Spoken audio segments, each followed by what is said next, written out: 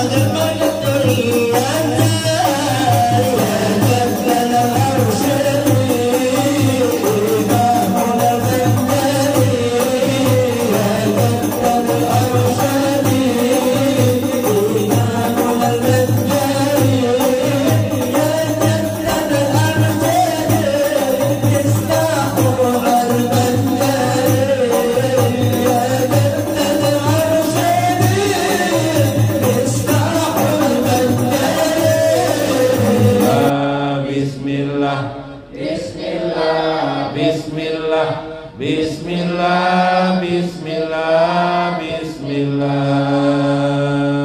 Bismillahirrahmanirrahim, Bismillahirrahmanirrahim, Bismillahirrahmanirrahim, Bismillah, Bismillah, Bismillah, Bismillah, Bismillah, Bismillah, Bismillah, Bismillahil-Khaliq, Bismillahil-Ghaffar, Bismillahil-Wadudil Majid, Bismillah, Bismillah, Bismillah, Bismillah, Bismillah, Bismillah, Bismillah, Bismillahil-Basit, Bismillahil-Khafir, Bismillahirrafi'il Mu'id, Bismillah, Bismillah, Bismillah, Bismillah, Bismillah, Bismillah, Bismillah, Bismillahil-Muzil, Bismillahis-Sami', Bismillahil-Qawiyil Matin, Bismillah, Bismillah, Bismillah, Bismillah, Bismillah, Bismillah, Bismillah. Assalamualaikum warahmatullahi wabarakatuh. Bismillahirrahmanirrahim. Bismillahil malikil qudusis salam. Bismillahil azizil hakim. Wassalatu wassalam ala sayyidina wa nabiyina Muhammad wa ala alihi wa sahbihi ajma'in. Fa inna insyaallah asuli kitab Syekh Abdul Qadir Jalani Fathur Rabbani wa nafa'ana bihi wa ulumihi bidarain. Amin ya rabbal alamin. Mudah-mudahan melewati saluran Syekh Abdul Qadir Jalani kita mendapatkan manfaat, berkah dunia dan akhirat. Keberkahan itu ada yang dapat dirasakan dan ada yang tidak dapat dirasakan. Mudah-mudahan berkah itu memancar di kolbu kita. Mudah-mudahan menjadikan berlipat ganda nilai amal kita duduk bersama di sini dengan tetes air mata kita, dengan tetes jiwa kita. Mudah-mudahan menggelembung menjadi sesuatu yang mengisi langit dan bumi. Amin ya rabbal alamin. Para perindu Allah dan Rasulnya, para murid-murid Syekh Abdul Qadir Jailani, beruntunglah kita dapat duduk di sini, kita dapat mendengarkan apa yang disampaikan Syekh Abdul Qadir Jailani 900 tahun yang silam. Maka sungguh beliau adalah menjadi seorang ulama dunia internasional. Di mana-mana orang mengecap ilmu beliau. Para tokoh-tokoh ulama mengambil hikmah daripada beliau. Mudah-mudahan pian juga di sini termasuk rombongan orang-orang yang menimba hikmah daripada Syekh Abdul Qadir Al-Jailani. Amin ya rabbal alamin. Alhamdulillah. Ya gulam, wahai anak-anakku, kata Syekh, salim ilaihi fi makdurihi summakum ma'ahu ba'da jalika. Wahai anak-anakku, salim ilaihi fi makdurihi, berserah dirilah kamu kepada ketentuan-ketentuan Allah Subhanahu wa ta'ala. Kum ma'ahu ba'da jalika, maka saat itu engkau mampu berdiri bersama Allah Subhanahu wa ta'ala. Nah, ini rahasianya. Jadi orang tidak bisa bersama Allah tanpa taslim. Orang yang sitir, orang yang masih terhijab dirinya daripada hudur hatinya kepada Allah, mengingat Allah itu lil awami uqubatun, kata Syekh Qusairi. Kebanyakan orang awam itu justru mengingat Allah itu siksaan baginya. Bal lil khawas rahmah, tapi bagi orang khawas adalah itu rahmah. Bagi orang yang sudah hadir hatinya mengingat Allah itu rahmat baginya. Tapi bagi orang awam justru siksaan. Pernah dan dengar orang disuruh berzikir dia gelisah?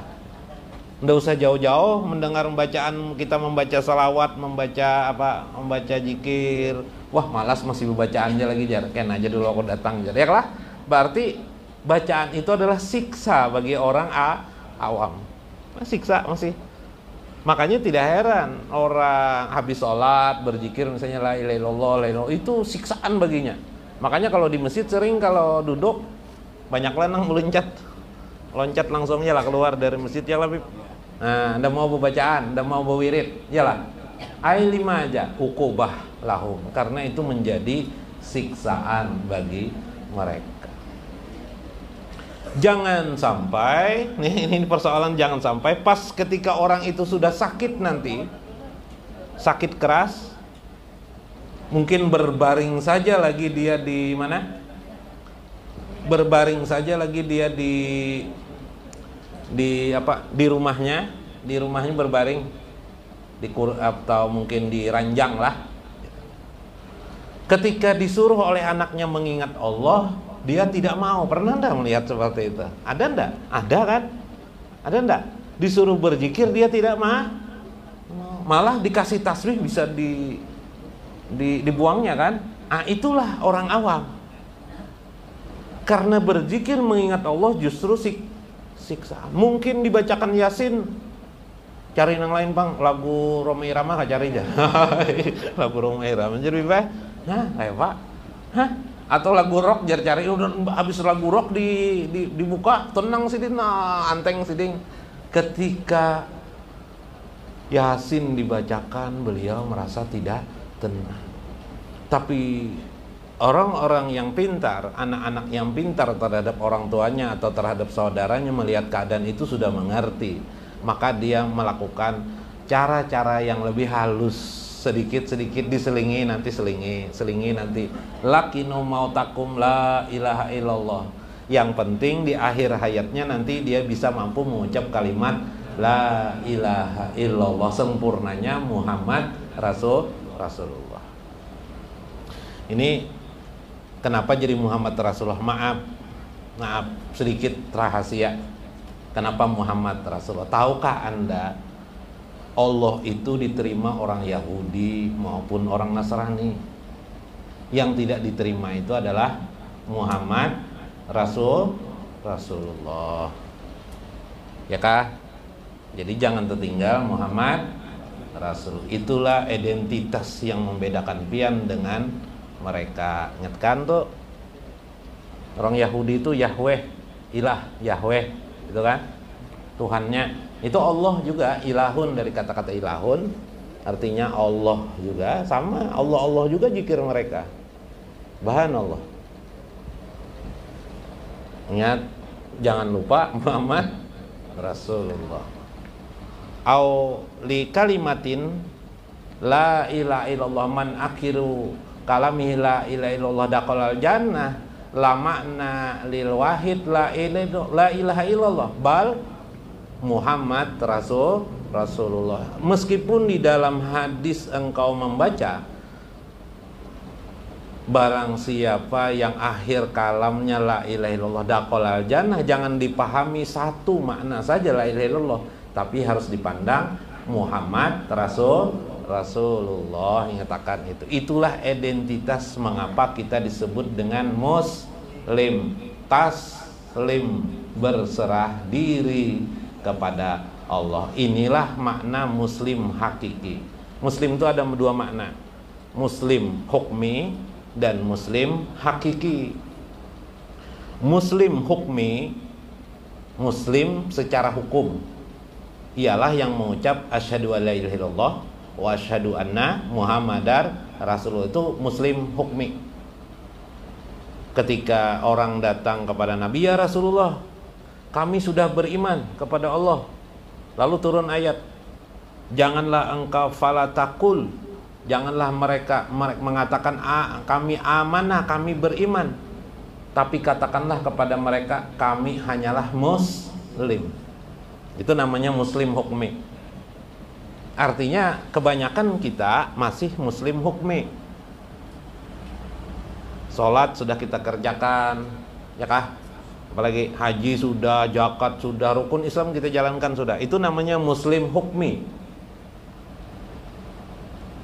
Nah, kita perlu yang kedua, muslim hakiki.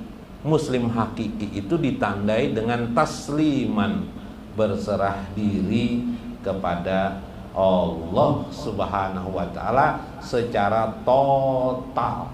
Nah, serah diri kepada Allah total. Terserah Allah aja kau nih. Ya kelak. Sampai kata Al-Junaid dalam Qusyairi, sampai-sampai aku berkata ketika aku memahami awal pertama kali itu, aku tidak berani lagi berdoa kepada Allah, kata Junaid. Karena aku sudah menyerahkan diriku kepada Allah. Kenapa wahai Junaid? Junaid ini khalwat beliau selama 30 tahun. Subhanallah. Berkhalwat sini 30 tahun. Mendapatkan kalimat taslim ini dalam halwat beliau. Subhanallah. Anda pian duduk aja sini sambil ketawa-tawa, ada yang sambil berokok mendengar ya lah, dapat taslim. Saya Junaid 30 tahun. Ya kah? Itulah makna muslim hakiki. Muslim yang sudah benar-benar beriman kepada Allah. Jadi beriman itu bukan soalan gampang sebenarnya. Beriman, cuma kalau di kalangan awam memang terasa gampang. Maka buktinya adalah ketika mereka disuruh mengingat Allah, mereka merasakan mengingat Allah itu siksa baginya, panas rasanya, tidak enak rasanya, tidak nyaman rasanya, tidak damai hatinya. Padahal teorinya mengingat Allah itu ala bizikrillah tatmainul qulub. Padahal teoritis dalam Al-Quran mengingat Allah itu tenang hatinya. Kenapa? Karena mereka masih awam. Pembelajaran ilmu ma'rifatullah ini mengangkat kita menjadi khawas sampai khawasul khawas, sehingga kita bisa berzikir itu sebagai rahmat, kata Syekh Qusyairi dan Syekh Abdul Qadir Jailani. Oh, paham lah. Nah, sekarang setelah lalu ketika kita sudah berzikir itu merasa nikmat, maka saat itu kita sudah muhadarah. Muhadarah atau muhadirah, hadirnya Allah di hati kita. Allah, Allah, Allah. Hu, ya kan? Nah, karena tentang hu kita jelaskan lagi supaya, karena menurut saya Ibnu Athaillah sini ada, insyaallah. Mukasyafah, terbuka tirai. Bagaimana bisa lupa kepada Allah? Kalau pian-pian sudah melihat sesengot pian pahami bukan sekedar sesengot, tapi adalah tumbuh mesra karena qaim Allah, karena hayat Allah, ya kah? Nah, pembelajaran awal dari kehidupan itu bagaimana bisa orang yang sudah mukasyafah itu lupa kepada Allah. Kalau dia melihat kembang tanaman di muka depan rumahnya bisa tumbuh dan mekar, saat itu dia sadar tidak ada yang bisa menghidupkan kecuali Allahul hayyun, Allahul hayyul qayyum.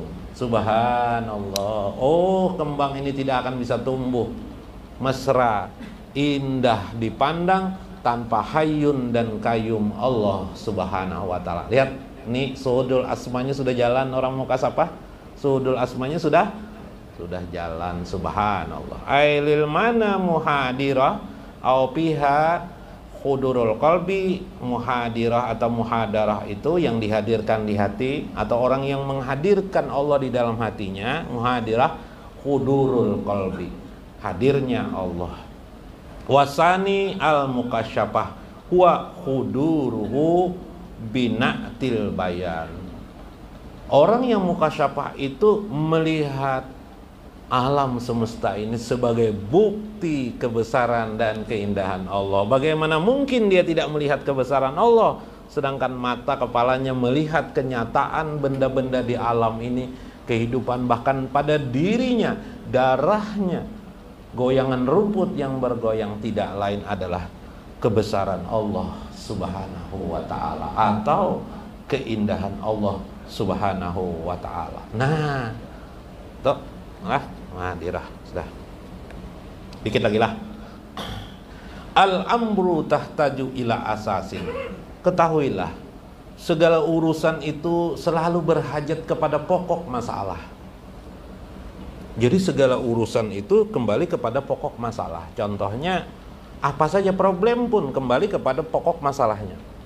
Pokok masalahnya misalnya, gara-gara Tuan A tersinggung kepada B, gara-gara ketika Tuan B makan pizza, tidak memberi kepada Tuan A. Akhirnya Tuan A merasa tersinggung. Ya kan? Pokok masalahnya apa? Tersinggung. Dari urusan tersinggung itu dipahami lagi kenapa jadi tersinggung. Padahal masalah sepele. Kita tidak habis pikir masalah sepele bisa berkelahi orang. Kalau di jalanan itu masalah rokok orang bisa berkelahi. Ya lah. Hah? Aneh kan masalah sepele. Ternyata masalah pokok adalah pribadi orang itu. Iyalah, pribadinya apa? Cepat tersinggung berarti pemarah. Tersinggung berarti tidak bisa menerima takdir Allah dalam hidup ini. Maka orang-orang yang tidak bisa berserah diri kepada Allah melewati ketentuan takdir Allah, pasti dia orang yang sering tersinggung, pemarah, tidak bisa menahan marahnya dia. Karena dia tidak menyadari alam semesta raya ini adalah bagian dari ketentuan Allah demi ketentuan Allah Subhanahu wa Ta'ala. Itu masalahnya. Melihat sesuatu itu hanya pada johir aja. Paloi bipai, paloi. Hanyar kaya bipai. Hanyar kaya, jualan pentol paloi, payu benar. Ugi hai. Kawa beli mobil bipai.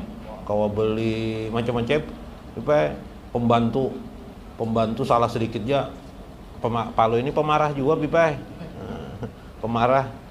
Jadi bila ada pembantu salah sedikitnya di apa? Diberhentikannya, cari taras pembantu. Jadi kita jalanan jar paloi dengan istrinya bipah jalannya pakai mobil bipah. Pakai mobil pas ada di jalanan ada tulisan kantor pembantu jan. Nomor teleponnya ada langsung telepon paloi ya. Halo jan. Minta pembantu bang satu jar paloi atau tambah dua aja. Jadi jar tukang telepon bipah. Membantu. Kami bukan tidak ada pembantu. Wah kamu ini pendusta aja. Jadi itu di muka kantor tulisan pembantu aja. Kantor pembantu berarti agennya pembantu sini aja. Padahal kantor pembantu cabang, kantor cabang pembantu bagian bank tuh dah lah. Kantor cabang pembantu aja tulisannya. Padahal kan paloi kantor pembantu. Ya kalau kadang mengerti Bay. Nah kayak Pak. Aro tuh kadang melihat johir. Bukan itu yang kita bicarakan. Yang kita bicarakan di balik yang johir itu ada kebesaran dan keagungan Allah. Bila pian memaksakan Allah itu dalam pandangan pian zohir dalam arti mujasimah berjasad, maka pian menjadi orang mujasimah, bukan lagi ahlu sunnah wal jamaah. Karena itu Allah, kata saya Abu Hasan Al-Asy'ari, bila kaifa, tanpa bisa diperumpamakan, tidak bisa dimisal-misalkan. Itulah contoh Ahlussunnah wal Jamaah. Hati-hati pian ujian ayat Al-Quran, yadullah fauqa aidihim, jadi Allah, atau Ar-Rahman alal arsis tawa, jadi Allah Ar-Rahman duduk di atas arsy. Wah tahajud membaca terjemah. Oh, duduk jar, duduk nih berarti bisa berokok jar Tuhan nih jar. Iya sudah nih kacau. Itu mujasimah namanya. Yadullah faqaidim, tangan mereka di atas tangan Allah, tangan Allah di atas tangan mereka. Berarti Allah pakai tangannya, itu mujasimah. Karena tangan dan duduk itu tempat alat bantu. Tangan membantu enggak? Masa Allah. Maka Allah tuh qiyamuhu binafsi. Nah, itu pelajaran tauhid guru lah. Allah qiyamuhu binafsi. Allah berdiri sendiri tanpa bantuan orang. Sedangkan kita selalu minta bantu, minta tolong, menggunakan tangan kita. Masang baju menggunakan tangan kita. Kita harus pakai baju. Kalau anak menuruti Allah tanpa bantuan apa-apa, kada usah berbaju pian, jangan pakai baju pian, jangan pakai celana pian. Nah, itu berarti tahan terhadap angin dan macam-macam, nyala telanjang aja pian. Alhamdulillah. Nah, inilah beda kita makhluk dengan Allah. Allah tidak terikat dengan ruang. Kalau Allah duduk di aras, Allah terikat dengan ruang. Yang lebih kita nih bang, kita terikat dengan ruang enggak? Terikat. Tempat duduk, Habib duduk di sini. Yalah. Berarti Habib terikat dengan kursi. Kalau tidak percaya ambil kursi Sidin. Apa yang terjadi? Ribut Sidin. Nah, yang lebih belah ribut bilah. Nah, gugur Sidin. Apa aja Sidin ini, siapa yang mengambil? Untung Bipe jin tidak bisa Bipe menarik kursi Bipe. Jangan jin bisa menarik kursi, bisa tariknya kursi Habib nih. Nah, inilah pemahaman kita terhadap Allah Subhanahu wa taala di link ahlu sunnah wal jamaah. Yang dimaksud bersama Allah itu, nah sampai kepada bersama Allah, pahami asas masalahnya. Summa bina, kemudian binalah bila engkau memahaminya. Wa dawamun ala zalika fi kullil awqati fil lailika wan naharika. Untuk itu engkau harus mendawamkan zikirmu, mengingat Tuhanmu. Tadi muhadarahnya kepada Allah fil laili wan nahar, pada malam dan siang. Itulah yang dituntut bagi orang yang ingin dekat mesra dengan Allah Subhanahu wa taala. Nah, zikir mau kada mau aja seh. Jadi pertama taslim, sudah tahu kita taslim. Yang kedua mendawamkan, bukti kita taslim berserah diri ialah mendawamkan zikir kepada Allah Subhanahu wa taala. Supaya zikir itu kawa hadir terus, perlu mukasafah, ilmu mukasafah kita gunakan. Ya kah? Kalau hanya ucapan saja bisa lupa kita. Misalnya bin berzikir subhanallah alhamdulillah wala ilaha illallah wallahu akbar. Bini senyum di rumah, istri senyum di rumah Bipe. Lupa kada kita dengan Allah ya lah. Kenapa istriku nih senyum-senyum aja? Jangan-jangan nih ngajak apa nih ya? Nah, lupa kada kita dengan Allah? Lupa. Ya lah. Atau waktu jalan melihat pentol di jalanan. Allah subhanallah melihat pentol di jalan, kukusnya pentol tuh bilang maru-maru di hidung. Stop kita, kenyamanan makan bismillahin. Lupa kita sudah makan pentol. Ya lah. Subhanallah. Lupa enggak kita dengan Allah? Lupa karena kita hanya tingkat mengucap nama Allah, tidak mukasyafah lagi. Nah, perlu ilmu mukasyafah. Satu aja pakai dulu, enggak usah semuanya, satu persatu kita gunakan. Mukasyafah li asma'illah, pada asma Allah. Contoh, apa asma Allah? Melihat kehidupan ini, orang hidup, orang bergerak dan diam ini, di dalam gerak dan diam manusia ini, kehidupan ini ada hayyun Allah, ada hayat Allah, karena sebab hayat Allah. Pisau yang memotong sehingga terpotong illa biiznillah, karena sebab terpotong itu izin Allahnya. Jadi izinnya yang dilihat, jangan anunya, pisaunya. Yalah, melihat pisau bergerakan begini, gerakan sunatullah Allah yang memaksa manusia kohar supaya membuat pisau itu seperti itu. Ya kah? Kalau terbalik, terpotonglah makanan. Tidak terpotong. Ya kah? Sunatullah. Kaki kita berjalan bergerak min asma'illah.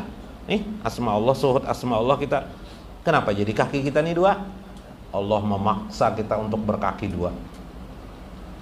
Berkaki tiga lain manusia namanya, ya lah. Nah, kaki dua. Kenapa jadi kakiku dua? Enaknya berjalan. Allah memaksa. Plus rahmat Allah kepada kita, wahab Allah, sehingga kita merasa nyaman dengan berkaki dua. Anehnya kalau pian kaki empat tidak enak. Tapi bagi kucing kaki empat tuh enak. Disuruh kaki dua tidak mau kucing, nggak mau ya. Unik. Masing-masing mereka merasa nikmat dengan penciptaan Allah Subhanahu wa taala. Subhanallah. Kesimpulannya, tidak ada satu jalan sedikit pun di dalam ilmu atau agama kita untuk mencapai derajat yang tertinggi di sisi Allah, melainkan dengan cara zikrullah. Jikalau kita ingin atau benar-benar sudah taslim kepada Allah, Bukti taslim itu pastilah mampu, seberapa mampu kita mengingat Allah. 2, 3, supaya kita mampu mengingat Allah terus menerus, harus membuka jalan kita, bukan sekedar muhadarah, menghadirkan Allah, nama Allah di hati kita, seperti ucapan Allah, Allah, Allah, Allah. Itu kadang masih bisa lalai. Maka caranya kita harus membuka jalan yang ketiga, yaitu mukasyafah. Mukasyafah artinya apa? Terbukanya tirai kehidupan ini, kita memandang bukan hanya johir tapi pada batin. Di batin itu kita menemukan kebesaran dan keindahan Allah. Minimal di antara asma-asma Allah yang bisa kita hafalkan, yang kita ketahui sesuai dengan pola berpikir, kemampuan berpikir kita, berkemampuan kita. Maka saat itulah kita akan merasakan apa nikmatnya ma'ahu, bersama Allah Subhanahu wa ta'ala. Wallahul muwaffiq ila aqwamit thoriq. Assalamualaikum warahmatullahi wabarakatuh. Allah ya azim.